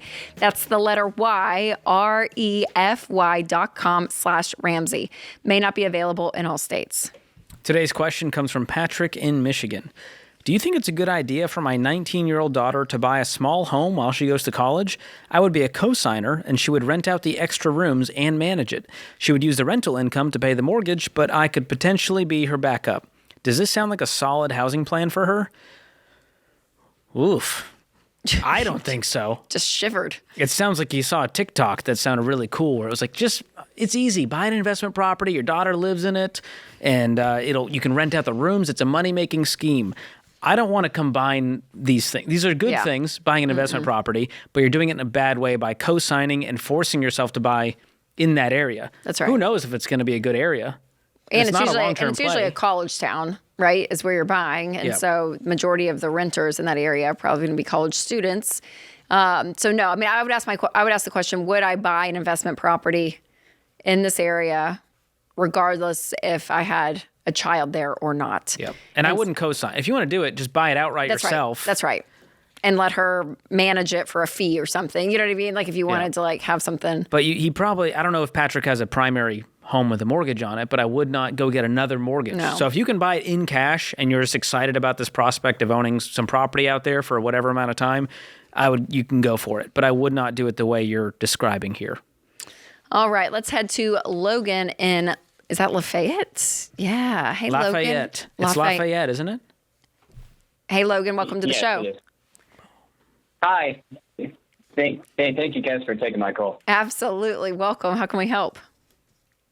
So I'm kind of in a little bit of a pickle right now to where I'm trying to stick to the baby steps and make meaningful progress towards paying off my debt. But I just feel like, that $1,000 I saved, like I will push it up to about $3,000. And then I kind of feel bad for having that much money knowing it to be used somewhere else. And I just pay off my debt to get back down to $1,000 emergency fund. So I think it's just, I need like a clear goal in mind while paying off my debt. And that's why I'm asking you guys is how can I stick to that baby step number 2?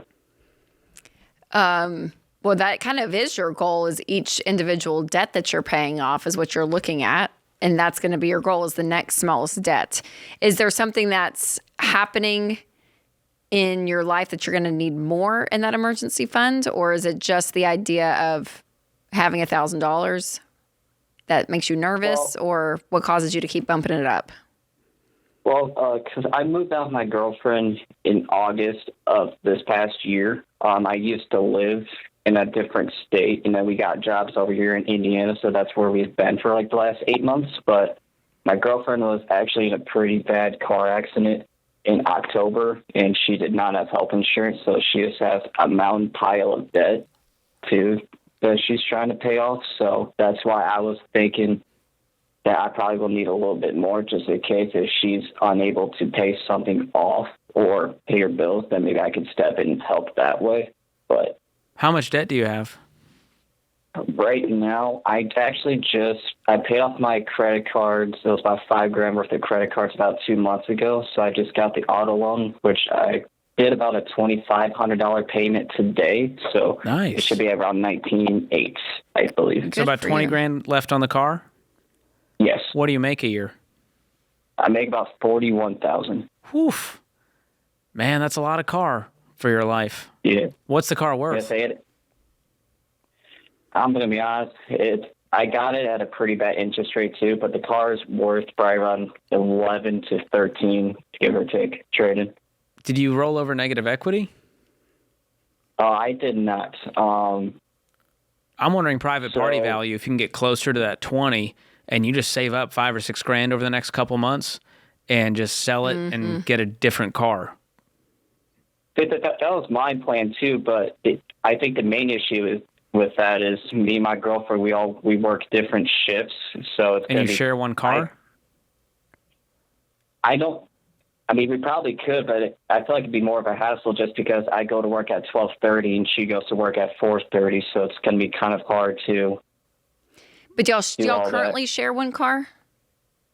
We do not know. She has her own car. Okay, wait. So what's the problem I don't about understand the about issue. working different shifts? You're not going to be using her car. I'm saying get a different car. You save up $6,000 or whatever the difference you're underwater in, and then save up enough to get a different car, a cheap car. And then you'll have a different car and with no payment.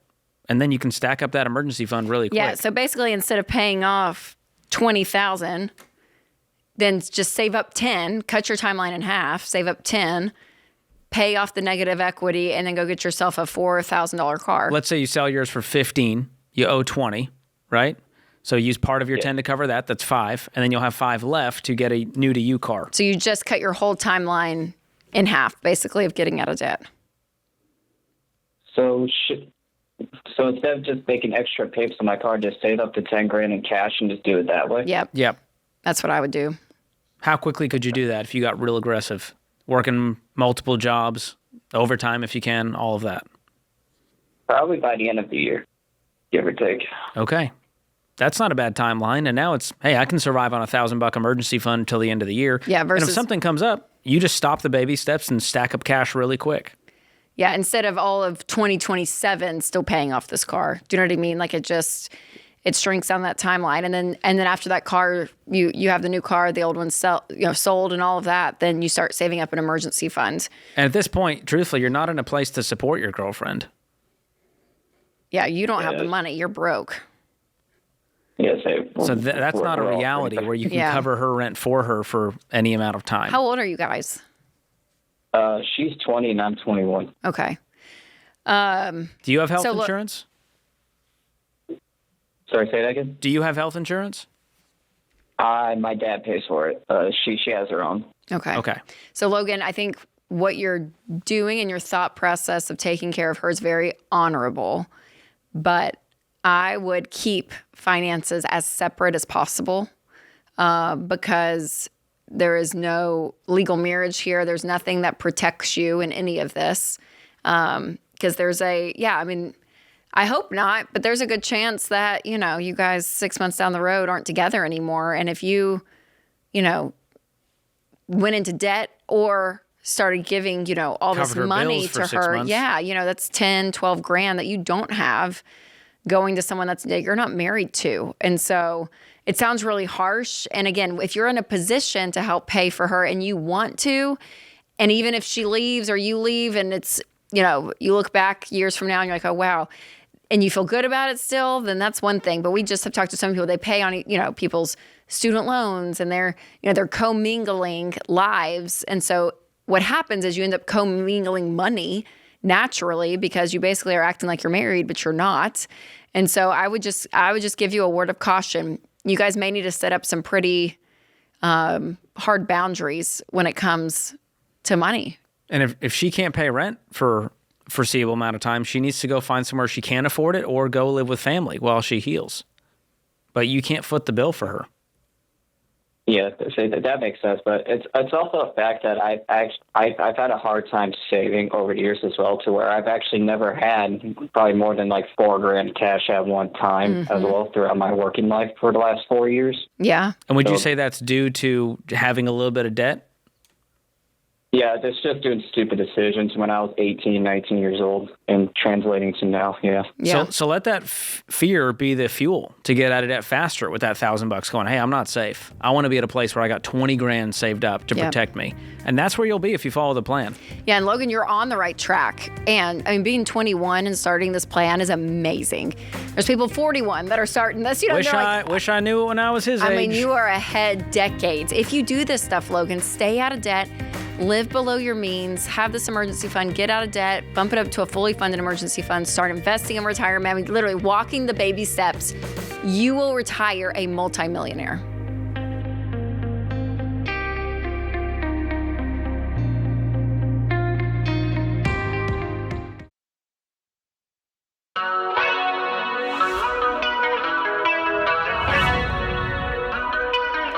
Welcome back to the Ramsey Show in the Fairwinds Credit Union studio. I am Rachel Cruze with George Kamel, and we are taking your questions at 888-825-5225. All right, in Armadillo, Texas, we have Katrina on the line. Amarillo. But it was so, I'm like, is there an Armadillo, Texas? Because there needs to be. There are armadillos. I literally was thinking Katrina, Texas. can you confirm? My gosh, Amarillo. I'll never live that down, Katrina. Dadgummit. Amarillo. I It's know. okay. Oh my gosh, Don't worry Katrina. about that. She's so relatable. No. I love it. Katrina, welcome to the show. How can we help? So I've just kind of been chasing my tail. Like an armadillo. Basically, or a cat, like Katrina cat. Oh, there we go. Thank you. Thank you for helping that out. You're fine. So I have been chasing my tail for a while. A series of bad luck with my family. You know, Dave, he talks about Murphy's Law. Well, Murphy moved into my home and has affected me, my grown daughter, her good friend, and my husband. And it's been heck. Like we are trying to balance out the bills. And basically, we're on payment plans for everything. And we have, according to our budget and every dollar, it looks like it's going to be okay, but it's never okay because we're paying payment plans on everything, which is more expensive. For example, I just paid last month a $678 water bill. So there's unexpected things that come up? Are you behind on utilities? Is that what you're saying? Yes, on everything. On everything. Okay. Utilities. So what's happened in life, Katrina, when you said Murphy moved in? Well, I worked for a place that was grant funded, and my grant was ending. And fortunately, it took me a while, but I've got another job, and it's good. Okay. My daughter worked for the same place. Okay. How old is she? Funding ended. She's 22. Before this, she had her own place. Okay. So she's living with you now because she can't afford her own place? Yes. Because of this new job doesn't pay what she was making? Yeah, it doesn't. It's not even a living wage. And that's the same place you're working? Was working. Okay. We both worked at the same place. And what was it? What were you guys doing? I was helping with healthcare navigation, and she was helping with finding people homes. I worked for HUD. Worked for HUD. Okay. What are you making now? I am making about $4,500, I think, a month. Is that your household income? No, just mine. My husband makes about $2,400 bring home. What does he do? He works for the state. He works for Workforce Development. He's been there for 20-something years. And he makes $30,000? Yeah. Yeah. That doesn't make sense. Yeah, and he had a raise, and then they had a cut, and that was another thing that messed us up. They gave him a promotion, gave him a raise, and then demoted across the board because of funding, demoted everybody. What does he do? What's his role? He's a workforce development specialist, so he helps people find jobs. Okay, so your take-home pay is $6,900, and what's the total balance of all the consumer debts that you guys owe? Consumer debts. Everything but the mortgage. Okay, that would be close to like $200,000, give or take. That does not include the mortgage? No, that does include the mortgage. It's going to be about $150,000, I think. And then my mortgage. And my mortgage is about $144,000, but it's less now because I paid it. Okay, so you have $150,000 in debt aside from the mortgage. Mm-hmm. Break down some of those debts for us. About 70 is student loans, of course. Whose are those? They're mine. They're evil. How long have you had them? Since 2012. Okay. We have some credit cards, and then we have about $20,000 left on a car. We paid one car off. Okay. And what's on the credit cards? It was basic living expenses. But I mean, you got 70 in student loans and 20 on a car loan. That's 90 out of the 150. So where's the other 60? Is that all credit cards? I think, no, it's not 60,000. I didn't math correctly. I'm sorry. Okay. Closer to 15. Sorry. Okay. It's all good. That's better. That definitely helps. 150 grand was a worse number. So, yeah. All right. So you got just about $105,000, and most of it is those pesky student loans. And then we got this car loan. So if you laid out your debt smallest to largest, I'm guessing one of these little credit cards is the first one that needs to go? Yes, it would be. Okay. And right now you're saying when you do the budget, there is money left over on paper. Yes. How much is left if nothing crazy happened in a month? About 400. And what payment plans are you guys on? You said utilities. Just utilities and, of course, my mortgage. Okay. Yeah. Okay. So, but you're able to pay your mortgage every month, correct? I'm paying 29 days behind. Okay. So I think our first goal is to get caught up. So we want to get out of this payment plan with the utilities, and we want to be caught up to the mortgage. Okay, Katrina? That's our... And paying your 4 walls before any debt payments get paid. Yes. So food, shelter, which utilities and house is this. So this is your A1 before anyone gets paid. Okay, credit cards could go... The car payment would be the next priority after the 4 walls, because you got to get from A to B to get to work. But outside of that, if the student loans and credit cards can't get paid one month, I'd rather those go to default than your utilities and your housing. Yeah, okay. They haven't been getting paid. Who's not been getting paid? No, I said those have not been getting paid. The student loan or the credit cards? No, we just stopped. Okay, so you have $7,000. How much is your daughter bringing in a month? Whatever $11 an hour is.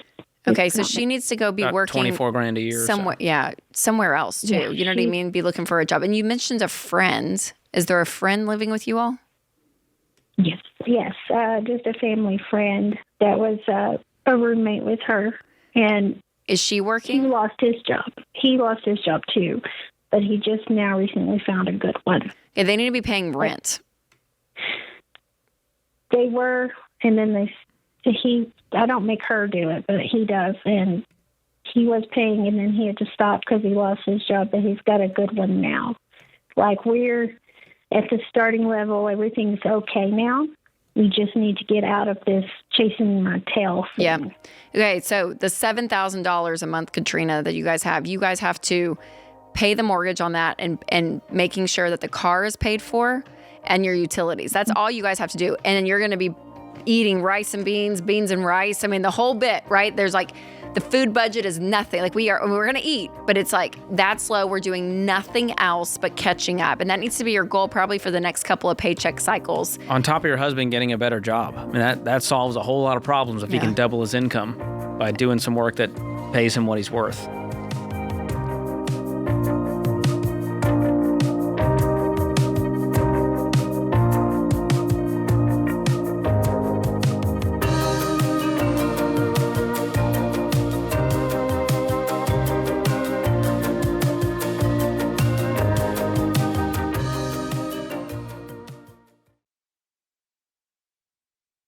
Hey guys, Dave Ramsey here. Every day on this show, we help people work through real money problems and figure out what to do next. Now, you can get that same kind of help anytime with Ask Ramsey. Ask your money question and get answers built on Ramsey principles we use on the show. Whether you're making a decision or just want something explained, Ask Ramsey is here to help. It's fast, simple, and free to use. Go to RamseySolutions.com and try Ask Ramsey today. That's RamseySolutions.com.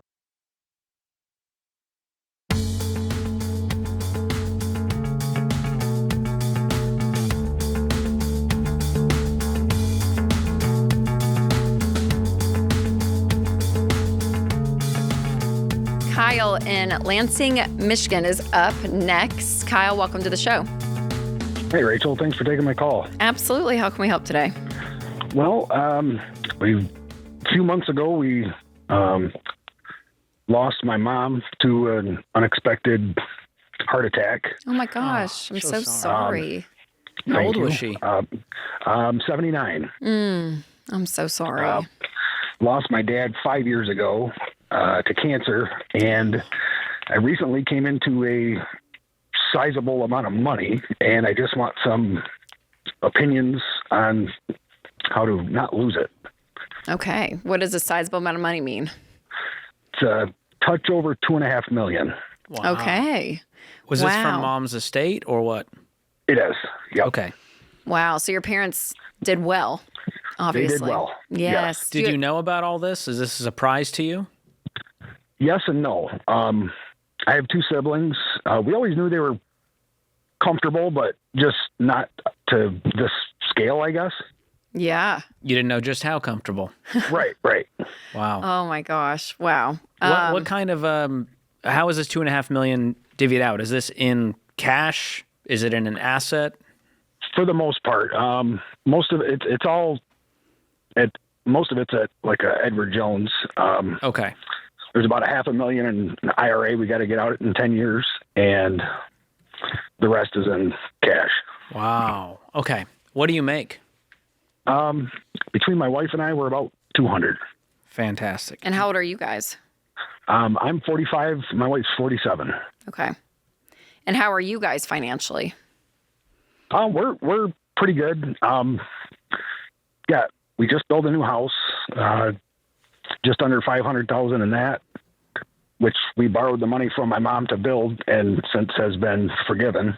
Oh wow. We still have our old house that we're getting ready to sell. Painting and putting new carpet in and sprucing it up, and that's somewhere in the neighborhood of $300,000. Okay.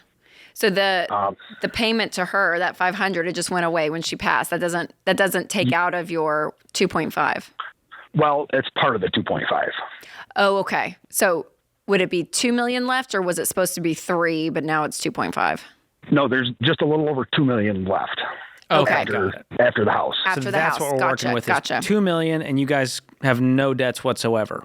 Nothing. No. But then when you sell this house, it goes back up to 2.3 in a sense, right? Yeah. With everything. Okay. That's great. And yeah, cash on hand for you guys. Where are you guys at? Well, we just moved about $70,000 over into a money market because it was sitting kind of stagnant into just a savings account. And our financial advisor asked us to move that because that's not doing anything there. Yeah. Mm-hmm. Is that your emergency fund, or is that for earmark for something else? No, it's just money, just extra money. You've saved. Okay. Yeah. And how much do you guys have in retirement for you? I actually have a pension through work. My wife is she's a little over 200,000 in a Roth, and I've got about, 55,000 in a Roth, I guess. Okay. All right. That's great. So you guys are in what we call baby step 7. You got no debts whatsoever. House is paid for, which puts you in a really unique place because you have a lot of options now. And there's only 3 things you can do with money, and that's to give it, save it, spend it. And we would recommend doing all 3 with reasonable ratios. Okay. So I would be giving a portion of this money. That's up to you guys. It's a matter of the heart. I would be enjoying some of it. What's the thing you guys really want to do? The thing you want to upgrade? Maybe it's a car. Maybe it's a thing in the house. And then invest the rest of it and build generational wealth so that you can be able to do this for your kids one day. Which, by the way, do you have kids? Yeah, we have one 6-year-old. And I've always been a kind of a saver, I guess. My parents, they beat it into you when you're a kid, save. We've got a new house. We don't need to do anything else there. We've got good vehicles. I mean, neither one of us have any desire to buy new vehicles. Great. Yeah. And I want to make sure that this opportunity is there for my daughter, when I'm gone. Yeah. So I just don't want this to trickle away in the next, 30 years or 40 years. I have a good feeling it won't, just based on how you're talking to me. You're probably going to be handing over $10 million to your daughter at this rate. Yeah, for sure. I hope you're right. Because, the money, if you just let it sit without adding anything to it, would double every 7 years. Okay. Yep. So by the time, if you think about that. 2 million to 4 million to 8 million to 16 million. Do you see where we're going with this? Yep. And so since you are a natural saver, Kyle, I would sit down with your financial advisor and kind of you guys map out. But part of this too is, create good memories too with your daughter. If there's, go on a great trip every year with some of this, and like have some experience and live life well. Make sure, she's paying for college. This could be part of, golly, her wedding funds, even paying for her first starter home or something. You know what I mean? Yeah. I'm like, where she never would have debt. Like there's some big things that you guys can do with this money that's really wonderful. And you have the time for it, for her specifically, considering she's 6. But enjoy some of this too. Yeah. And it doesn't have to be just stuff. I wouldn't just be like, oh, go buy a bunch of stuff. You can. You guys can afford it. But find some experiences that you guys can do together as a family. We actually just got back from a 3-day Disney cruise. Oh, great. So that was a lot of fun. That's fun. Awesome. Yeah. So like make memories together too. I think your mom, you just kind of think through, okay, what would my parents want for my nuclear family? And I think they would want peace for you guys, and financially, being debt free and doing what you guys have done. You've created that. Create some great memories is what I would say as well. But I think this money, as you play it out mathematically, is going to be plenty for you all in retirement. And to be passing on something to her as well. All right. Have you funded college? She has my mom started a 529 for her, and she's got about 28 or 29,000 in there. Oh, that's awesome. That's great. I was going to say you could do something called super funding. It's already kind of super funded at 6 to have 30 grand is awesome, but you might want to put another 10 or 20 grand in there and then never touch it again and just let it ride, and she'll be just fine. That was part of our last meeting with our financial advisor, and he advised us to not just dump a bunch in. He said, just trickle a little bit in, a couple thousand or a few $1,000s a year. Yeah, because you guys could just pay out of pocket too if she ends up going. Yeah. You wouldn't get this, obviously super funding is basically instead of funding a few grand a year, you just put in 10 grand now and then never add to it. Okay. Because mathematically, that'll be the best way if you can lump sum it now, and then you won't have to add as much over time in total contributions. So that's one thing you can do, but that's such a tiny portion of this. That's what I was going to say. Yeah, it's a drop throw in the bucket. In. Yep. And so I would be investing most of this so that you can create generational wealth. And I would at least be maxing out, all of your tax advantaged retirement accounts first. And then once you run out of options there, move to non-retirement in a taxable brokerage account. And so you got a lot of options on the table. And I would work with your financial advisor, if you trust them, to walk you through the best method to invest those dollars. But man, you got a great problem to have, and what a wonderful legacy. Does your wife work, Kyle? She does. Yep. Okay. Yep. And you obviously are working. Yep. I was going to say, I probably wouldn't change much unless, one of you wanted to stay home and be a stay-at-home parent. If something like that, like there's a big lifestyle shift you guys could do if you wanted, if that's like a value that you guys have. That's one beautiful gift of this money that could happen. But I definitely wouldn't change, at least for you or her, somebody to still be producing an income, you guys kind of living off of that for your primary source, just to, there's kind of a groundingness there. And then you kind of have this other fund over here that's growing. But when you want to do something big, it's available to you, to be able to take out some money and enjoy it when the time comes. So that's wild. Man, they make 200 grand. If they just put $2 million in there and the market does 10% this year, it just replaced their income. Their whole income. That's pretty wild. I know. That's when if you hate your jobs, you can go do something for less money and you're good. Like, you know what I mean? That's a freedom fund right there. But to have like that, still that purpose, there's something in that that's beautiful. So, wow, what an amazing testimony, you guys, of, God, that does. That's how to do it right. And money doesn't change the family tree out of this idea of like, oh my gosh, we're suddenly rich. It gives opportunities to do amazing things for others and your family.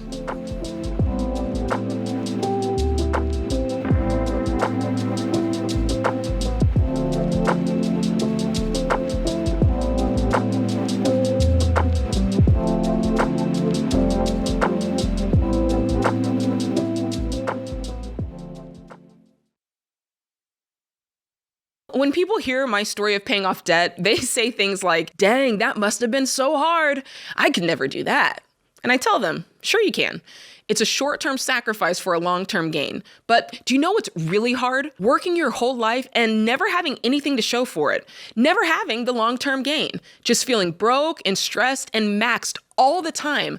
And sadly, that's the hard that most people choose. Listen, you're capable of transforming your situation and living a life of freedom, but you need the right tools to do it, like our EveryDollar Budget app.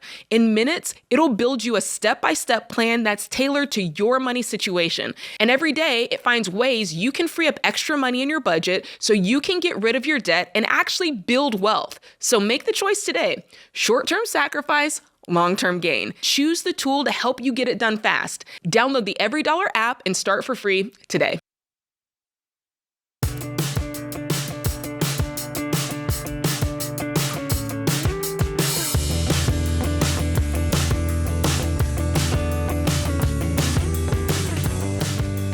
Well, George, we wish that we could get to every call and every question. In a perfect world. But it's hard. We live in a fallen world. We can't get to all of them. We live in a fallen 24 world. hours in a day.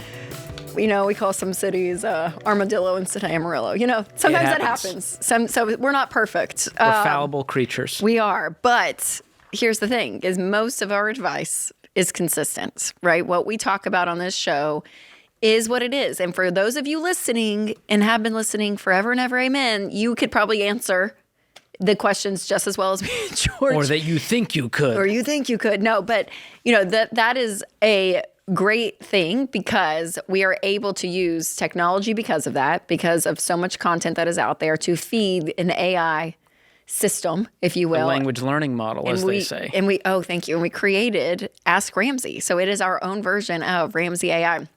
And you can actually go in, ask your question like you were calling the show, talking to one of us, and you will get the answer that we would say on this show because this has been fed, if you will, by transcripts from the show, hundreds all of these episodes, yes, of everything, you guys. So if you have a question about your life and your specific situation, head over to RamseySolutions.com and ask your question in the Ask Ramsey box. It's right there for you. Or if you're watching on YouTube or listening on podcasts, we'll put a link down below. But, technology, you love it and you hate it. And this is a love it. This is a love it because you're able to spread the information and help people. If you're not able to get through. Right now, all of our lines are booked up. And even the DMs. I go in my Instagram DMs. I'm like, it's 3 paragraphs or 17 numbers. I'm like, yes. I'm like, go use Ask Ramsey. It will walk you through all of it. Because it will take all your numbers and do what you need. It really is amazing. So again, check it out at RamseySolutions.com. All right. We have another person calling from Charlotte, George. We were just there last week. That was a great event, by the way. We had a great time. Thank you to everyone who came out. Yes, we're going to be in Anaheim next week. George and I are. End of the month? Yeah. Oh my gosh, it's already here. I think it's sold out. Denver, there's a crew that's going to be there tomorrow. John Deloney, Jade Warshaw, and Ken Coleman. And then Ken Coleman, Jade Warshaw, and myself are going to be in Phoenix next week. So I think there's still some tickets to that one. I think all the other shows are sold out. Oh, sweet. Jump on it. Yeah, go to RamseySolutions.com for tickets. So Ramsey a little Live. Plug for that because I see Charlotte on our board and we had such a fun time. And then people go, when are you coming to Charlotte? And we're like, dude, we were just there. I know. But we are excited to talk to Philip. So, hey, Philip, welcome to the show. Hi, George and Rachel. How are you guys doing? We're doing great. How can we help? Me and my wife currently live in a mobile home out here near Charlotte. And my in-laws are currently, we're about to receive an inheritance of $100,000. Wow. And they sat us down the other night and told us they wanted to pay off our mobile home. I was just calling in to get an answer as to whether there will be any kind of gift tax or can they just, put that money in their account and pay it off. So this is you're getting this inheritance while they're still alive? Is that the idea? Well, my wife's grandmother, she's very sick. She's not expecting to make it. So the inheritance is going to your wife's parents, and then they want to gift it because they don't need it? Yes. They Got it. They want help with that. So is the $100,000, Philip, going to pay off the mobile home, or they want to, in addition, pay off the mobile home? Yeah, it will. Our mobile home payoff is like $31,100, somewhere around there. So, okay. That would completely cover it. Yes. So are they using the $100,000 for that though? They are. Yes. They are. Okay. So you guys would be left with about $70,000, in cash with a paid off mobile home. So yes, they can do that. You can, each individual parent can give each individual child $18,000 a year without 19 now. Big upgrade. Is it 19? They upped it to 19. This time? Okay. For 2026. So that's 19. I had 18 in my head. That's the annual gift tax exclusion. And so if the in-laws are married, you guys are married, that's potentially $76,000 in gift exclusions, which just means they don't have to file the gift tax form that goes against their lifetime, state exemption. And so that you can do up to that much. Now, you guys will not owe anything in taxes. It's them that have to deal with, hey, if they give over that $76,000 threshold, they'll have to file a form. That's all. Okay. Thank you. Absolutely. So just make sure they're aware. Mm-hmm. And if they have, a tax pro they work with, just say, hey, just so you guys know, if you do the full $100,000 this year, you might need to file a form for that extra, 24-ish grand. Okay. Yeah. Philip, do you guys have plans to move out of that home at all? No, we're not. We're staying. We're here for the long haul. So what long haul? Until it's worth nothing? For the foreseeable future. Because that's the part that worries me, is that mobile home's going down in value. Yeah, make sure you guys are saving on the side, Philip, that one day, if you guys, from a value standpoint, from the value of the mobile home, it will start going down. So making sure that you guys have some money saved, that if you need to upgrade and or go buy a house or something, that you guys have, you're not building any equity right now, if you will. And that's where a lot of people build a lot of their wealth from a home perspective is in their equity in their home. So just be thinking about that on just the side, that maybe you put, I don't know, maybe this other $70,000 away for, who knows, maybe a down payment down the road. Right. So just be thinking about that. I'm so sorry, for the loss, but I'm thankful that, you guys can put this money to good use. All right, let's head to Colton in Asheville. Hi, Colton. Welcome to the show. Hey, thanks for taking my call. So I've got a question about my retirement account. Basically, my financial advisor's wanting me to do something that just doesn't make any sense to me. I was hoping I could get your advice. I worked for a company for 2.5 years, and during that time, I went through Financial Peace University, and I realized that instead of putting my retirement into a pre-tax account, I should do the after-tax 403B. So I've got 2 accounts there. I don't work there anymore, but they are changing from Transamerica Retirement Solutions to some other company. And so they called me and said, they wanted me to keep my money with Transamerica. Like Transamerica called me. And so they want me to pull it out of that account and then put it into a Roth IRA with them. And I thought that sounded a little sketchy. So I called my advisor, and he said, don't do that, but let's pull it out and put it into a normal IRA here at Edward Jones. But I'm most likely going to be going back to work with that company like in the next few weeks, and it'll be a long-term position.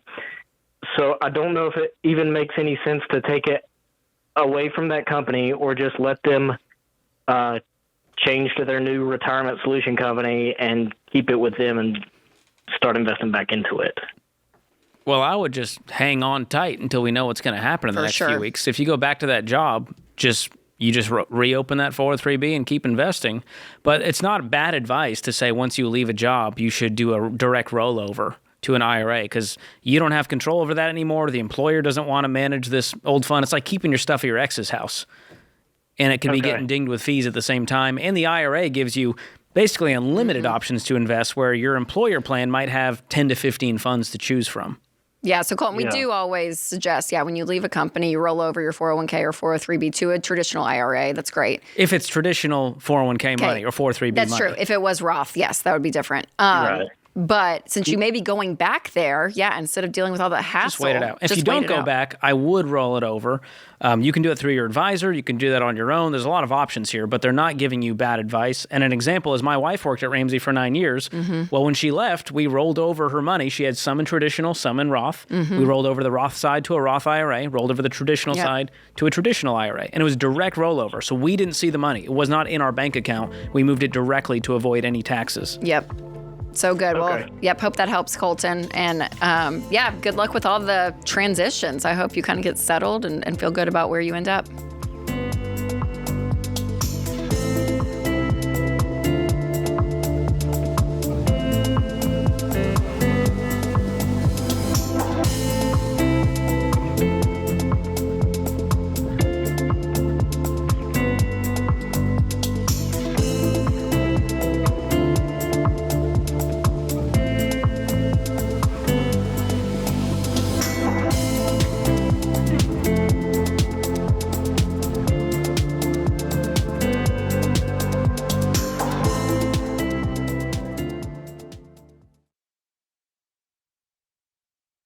All right, let's cut to the chase. It's easy to get discouraged about crazy house prices and interest rates. But when you have the right real estate agent to help you buy and sell the right way, you'll have confidence to make smart decisions. Ramsey Trusted Agents aren't just experts who guide you through buying or selling. They're people you can trust to have your back from the first call to closing day. Find a Ramsey Trusted Agent near you at RamseySolutions.com/agent. That's RamseySolutions.com/agent.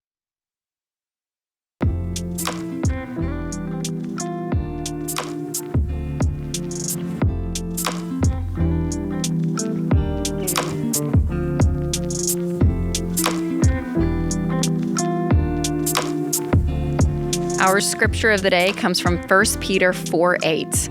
Above all, love each other deeply because love covers a multitude of sins. Tina Fey said, "There are no mistakes, only opportunities." Thank you, Tina Fey. What an original, you know? Who knew? She's a poet and a comedian. We love Tina Fey and Amy Poehler. All right, let's head to Phoenix, where we're going to be next week. Hi, Emily. Welcome to the show. Hi, how are you guys doing? We're doing great. What are you doing next Tuesday night, Emily? I'm not sure. Probably working. Probably working. Okay, Yeah. Well, we'll have Christian pick up at the end of the call, and if you are open, I think we can snag you 2 seats to our Ramsey Show Live. It's at the Mesa Arts Center, April 21st, 7 p.m. We can even have you at VIP at 5 if you're free. Oh, my goodness. That'd be amazing. Okay. Okay, stay on the line. Christian will pick up. We'll get you some tickets. Rachel makes dreams come true. Hey, Emily, I did this 2 weeks ago. John Deloney and I were hosting, and a guy called in from Charlotte. And I said, we're going to be there next week in Charlotte. And he was like, really? So I got him 2 tickets, met him in the signing line. He said, I'm the guy you gave the tickets to. So, Emily, I hope I meet you next week. Outrageous generosity. Awesome. Yes, George won't be there, but Jade Warshaw and Ken Coleman won't be. But all right, Emily, how can we help today? Okay, so right now I'm a massage therapist. I make about $58,000 annually, but I'm currently $65,000 in debt. Right now, the last 6 months we've been staying at my mother-in-law's house, just save some money and get caught up. But I just recently found out that there's the house, because it's an older house, so it's covered in like mold. So we need to get out as soon as possible. But my main concern, so in 2018, I went in with my family and we bought a multi-generational house. But then, of course, things ended up badly. So we all, 2 people are living there currently, but the other, we all left. But my main concern is, because I brought it up to get refinanced to possibly them buying me out, but they're just not budging at all, or even to if we could sell the home and each split it the 3 ways. But yeah, they're just not budging at all. So I'm just I don't know what I can do. Is that the $65,000 in debt? Is the home situation, or is that above? No, that's a different thing. That's my own. Some is in 43. I think is in credit cards, a $9,000 personal loan, and then also I believe it's $13,000 for my car loan. Okay. Was there an agreement when you guys bought this home of how this all worked? We Yeah, we didn't sign it on paper, but essentially we were supposed to get the home, and then the next person was like there was 3 different families, and then the next person we were going to use the equity for another home, and then that one would build equity and we'd get another. So essentially, we thought we were going to have 3 different homes, but it didn't end up panning out that way. So you guys are just riding on vibes right now, and it's just, well, we don't want to do that, and we didn't sign anything. Yes, exactly. And like they won't budge. Like it's like I'm trying to get out of it and just. How much do you own of this home? Or what percentage?